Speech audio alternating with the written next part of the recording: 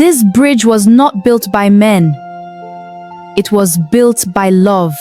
And this is the story of the man who became it. Listen carefully, children of the earth.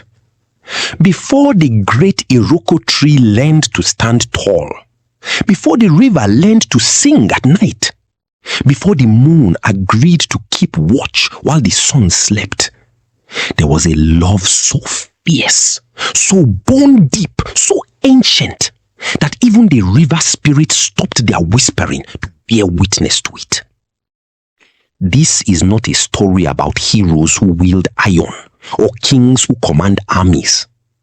This is a story about a brother and what he gave up so another could live. Lean in. The fire is low, but the story is long. The night Mama Adeze stopped eating was the night the village knew. In Ukwuani, when a mother stops eating, it is not stubbornness, it is not sickness of the stomach, it is the body beginning its long goodbye. And everyone who has lived long enough recognizes the smell of it. It is dry, like harmattan on old cloth, like a fire that has said everything it needs to say. Emeka sat outside her hut, his back against the mud wall, his hands folded between his knees. He had been there since sundown. He did not pray aloud. In Ukwuani, men of his kind prayed with their silence. Inside, Obiora paced. Mama, look at me. Open your eyes small, just small. You have your father's eyebrows, you know, stubborn eyebrows, always pulling together when you are worried. Mama, this is not the time for jokes. It is always time for small laughter, my son. Even at the door of death, a little laughter keeps the door from opening too fast. The Uku root. Did Mazi Uchenna? He said the only Uku root strong enough to treat your kind of sickness grows on the other side of the Oji River, past the forbidden crossing. Then let it go, Obiora. Let me go in peace. Do not cross that river. No, I will not sit here and watch you die because of a story old people tell to frighten children. Emeka appeared in the doorway. He had heard everything. His face was unreadable, the way a man's face goes when he has already decided something and is only waiting for the right moment to say it. Sleep, Mama. We will handle it. Emeka, my first child, look at me. Promise me you will not do something foolish for my sake. I did not raise you to throw yourself into rivers. I promise you I will bring you the root, Mama. In Ukwuani, they say, Onye nwenne ya, nwe ihe nile. He who has a mother has everything. And a man who stands to lose everything will cross any river, face any spirit, pay any price. That night, Emeka stepped outside, looked up at the moon, and made a promise the moon alone heard. They found the old elder, sitting exactly where old men in Ukwuani always sit in the deep night, beside his fire, staring into it like it owed him answers. He did not look surprised to see them. I wondered how long before you two came. Mazi, we need to know about the Oji River crossing, the forbidden crossing. What is truth and what is... Everything you have heard is truth.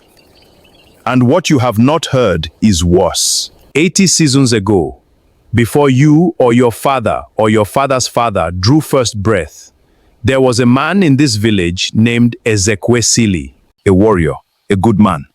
He had to cross the Oji River for reasons the elders no longer speak of. He went at night, thinking the spirit slept at night. He did not come back. Then how does anyone know what the spirit demands? Because his wife followed him. She stood at the bank and she heard everything. She was the one who ran back to the village. She was the one who told us. The spirit of the Oji River, Ogwari, it does not want gold. It does not want cattle. It does not want prayers. It wants what is irreplaceable. It wants a life. One life. Offered willingly. And if no life is offered willingly, it takes two. And if a life is offered willingly, what happens to that person? Why do you ask that question, Emeka? Because you know the answer and you are not saying it. The story says the one who gives willingly does not simply die. Ogwari does not destroy what is offered in love. The river does something else with it.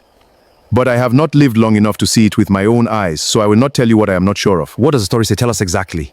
I have told you enough to be responsible for. The rest you will learn at the river's edge, or you will learn nothing at all because you will be wise and stay home. Your mother is a good woman. She raised you well. Whatever you are thinking in that head of yours, make sure she would be proud of it. Onye ọbụla nwere oge ya. Every man has his time. But a mother's time in the heart of her son is always too soon. They left the elder's fire before sunrise. Obiora talked the whole walk back. Emeka said nothing at all. And the man who says nothing in the dark is the most dangerous kind, because he has already decided. The forest between Ukwuani and the Oji River is not like other forests. It is the kind of forest that listens. The trees here are older than the village, older than the gods the village prays to. Their roots run so deep they drink from the same underground water as the river itself. The leaves overhead are so thick that even at midday it feels like dusk. And on certain mornings like this one, a mist rolls through that makes every sound seem closer than it is. Emeka carried the medicine basket. Obiora carried a machete he did not know how to use properly. Both of them walked fast, as men do when they are afraid and refuse to show it. So we get to the river, we find the root on the other side, we call out to this spirit, yes? We negotiate. Spirits can be negotiated with Yangi. Where did you hear that? I am just saying, everything has a price. If the spirit wants something, we find out what it is and we offer something else. We are smart men, Emeka. We think. Mazi Uchenna said it wants a life. Mazi Uchenna is 80 years old and has not left this village in 40 of those years. What does he know about... What was that? Keep walking. Emeka, keep walking, Obiora.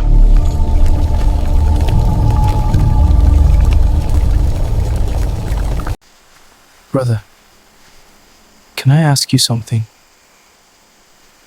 You are going to ask it whether I say yes or no.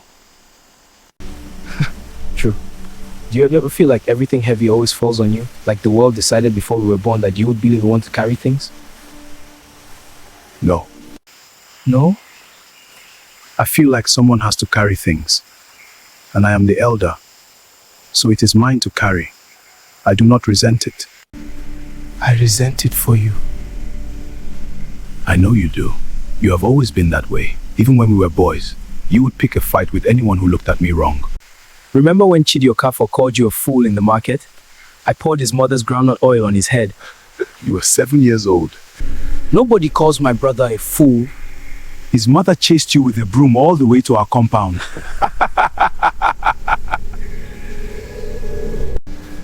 Emeka, I need you to promise me something. Obiora. Whatever happens at this river, whatever this spirit says, we figure it out together. You hear me? Together. You do not make any decisions without me. When have I ever kept a secret from you? Promise me, Emeka. Come. We are almost there. I can hear the river. Egbe bere, ugo bere. Let the eagle perch, let the hawk perch. Brothers were made to hold each other. But sometimes, the one who loves the most holds the other up by letting go. The river was close now. They could both feel it. And some things, once felt, cannot be unfelt. The Oji River does not look cursed. That is what surprises them. It is wide, perhaps 40 paces across. The water is a deep, steel green, the color of emeralds left in shadow. The surface barely moves, though there is no question the water flows. You can feel it, the way you feel a heartbeat through a wrist without looking. On the far bank, through the mist, they can see it. A cluster of uku trees, their roots drinking from the river's edge, their leaves a dark medicinal green. The root. Right there. 30 pieces of cursed water away. There is no bridge. There is no boat. There is no visible way across. And standing at the water's edge, as if he had been waiting since morning, or perhaps since the beginning of things, is an old man. White hair, white wrapper, eyes the color of still water. He is looking at them. Put the machete down. I wondered which mother's sons would come this season. Sit down. We have things to discuss, you and I. I said sit. Standing before Ogwari like you are ready to fight. Put down what you are holding, children. Iron means nothing here. Are you Ogwari, the spirit of this river? I am many things, one thing. Call me what you like. You came here with a purpose. State it. Our mother is dying.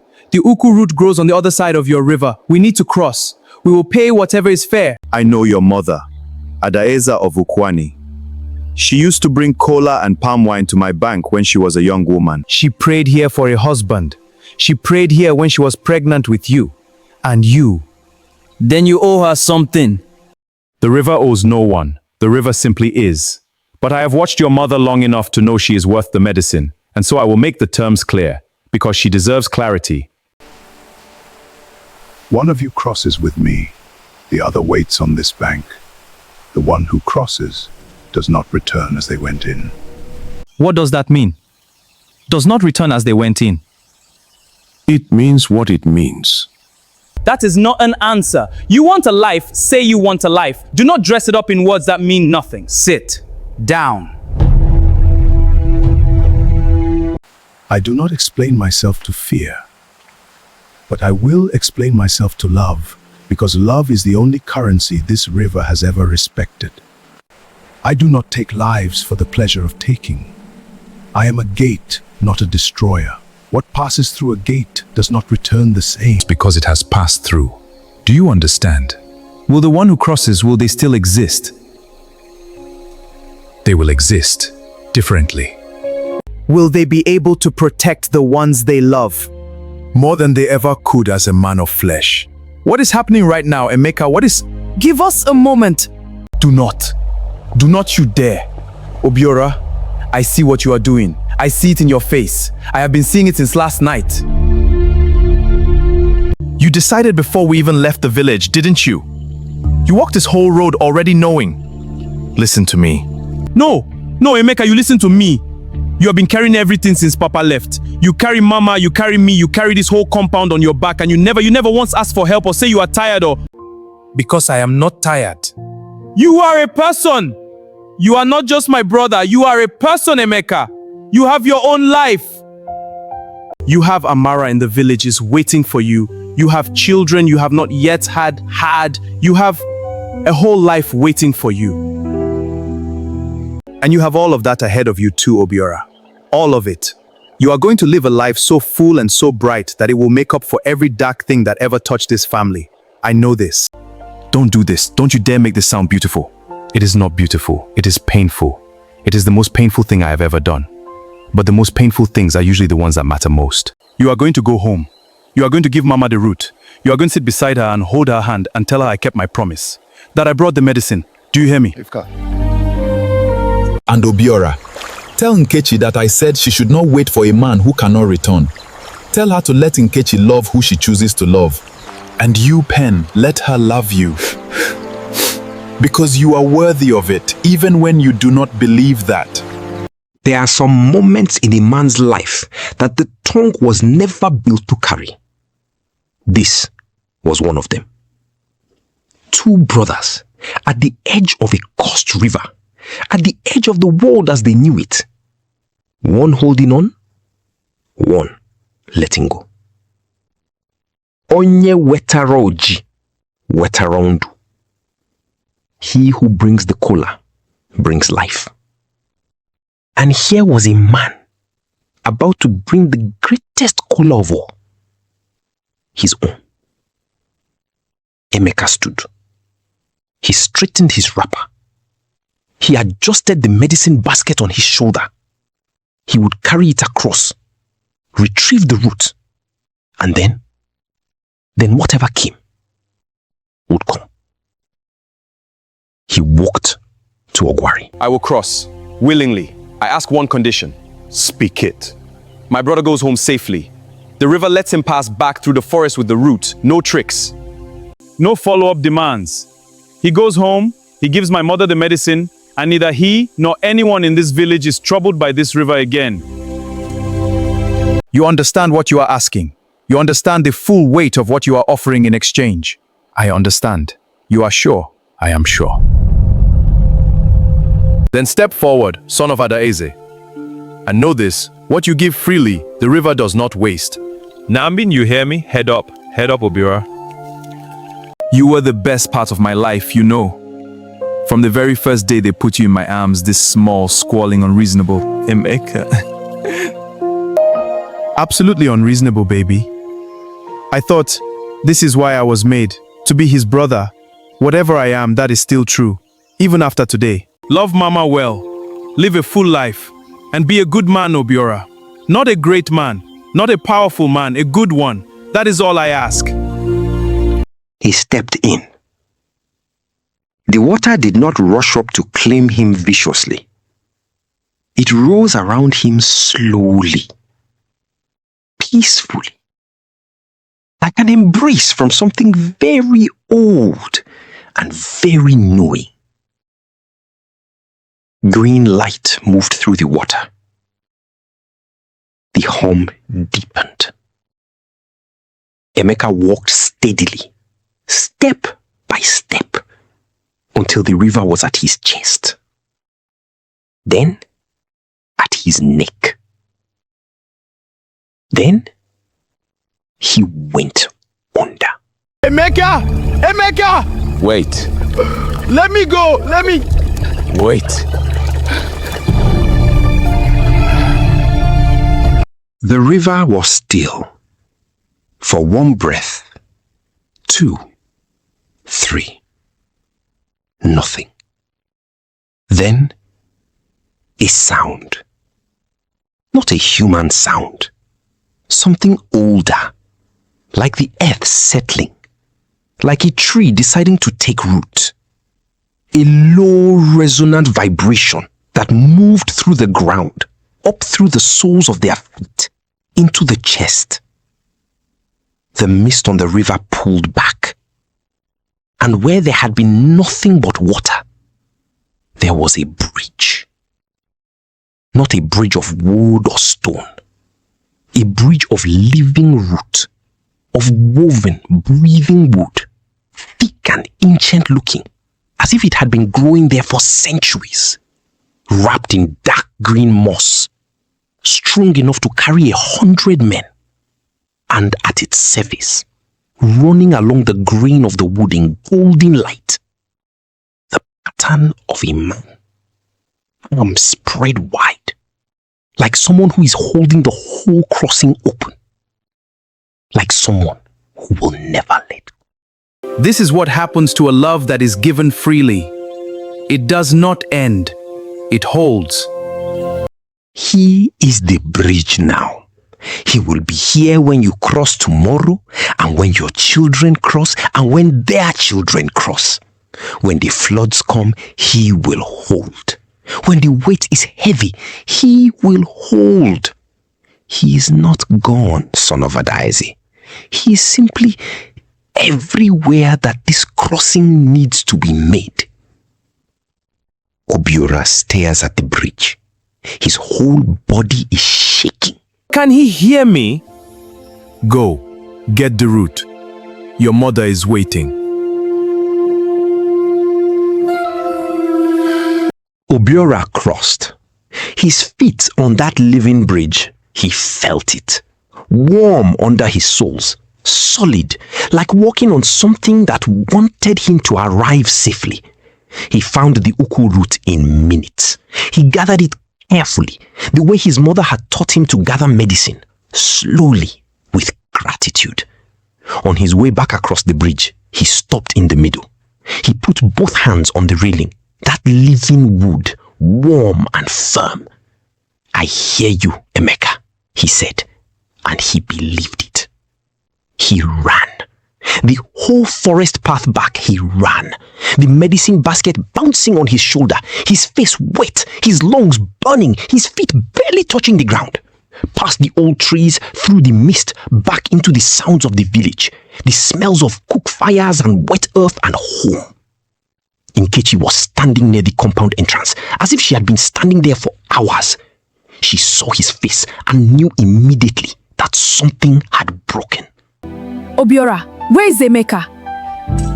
No, Obiora. He said to tell you not to wait. He said to live your life. He said... I know what he said, and I heard it. But right now, you need to give that root to your mother. Mama... Mama. Stay with me. I brought the root. Emeka kept his promise. We both came through. Where is your brother? He's still at the river, Mama. He's watching over us. Shh, my son, shh.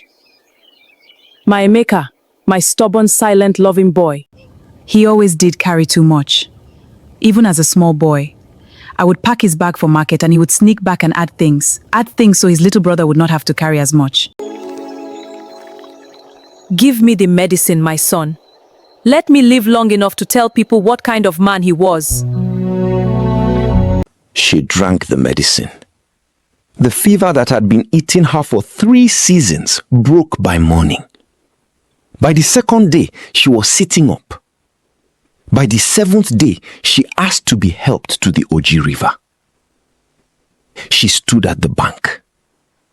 She looked at the bridge for a long time.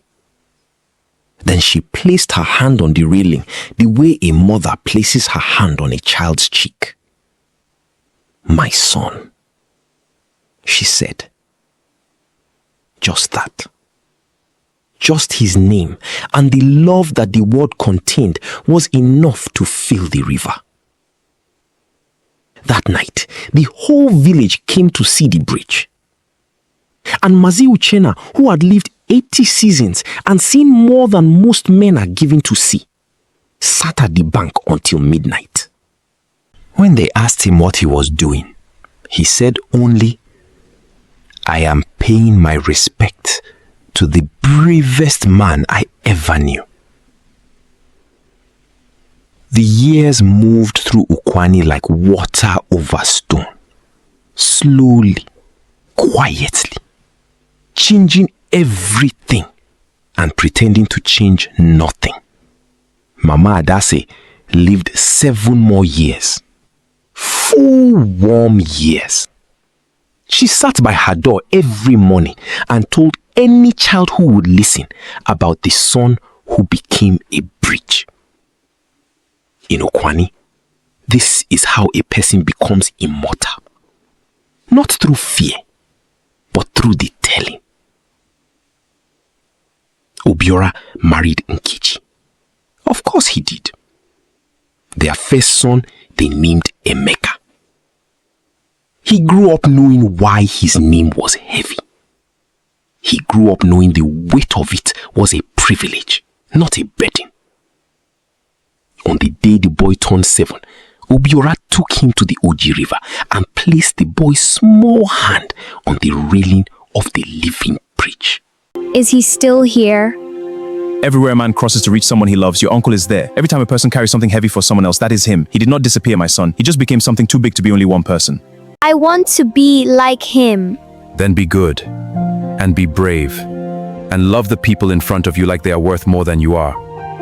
He says he wants to be like you. I know you heard that. And this is how the story ends.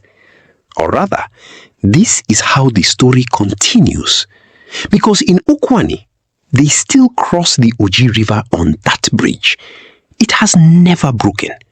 In flood season, when the river rises until ordinary men would weep, that bridge holds. During the years of drought, when every other crossing in the land cracked and splintered, that bridge stood. And those who cross it, especially those who cross it heavy with sorrow or fear or impossible choices, they say you feel it beneath your feet. Not stone, not wood, Something that feels like a decision made out of love. Something that feels like the ground being held open for you by someone who will not let you fall. Some things outlive the body they were given. Love is life. And so they say in Ukwuani, when a man does something for another person at great cost to himself, when he puts down his own comfort, his own future, his own name, so that someone else can cross over to their life safely, they say, Udika onye Emeka. He is like Emeka. It is the highest thing you can say about a person. It means he is a bridge, not a wall, not a warrior, not a king. A bridge. A thing that exists not for itself, but for the crossing of others. Onye wetara uji, wetara ndu. He who brings the cooler brings life. He who gives himself gives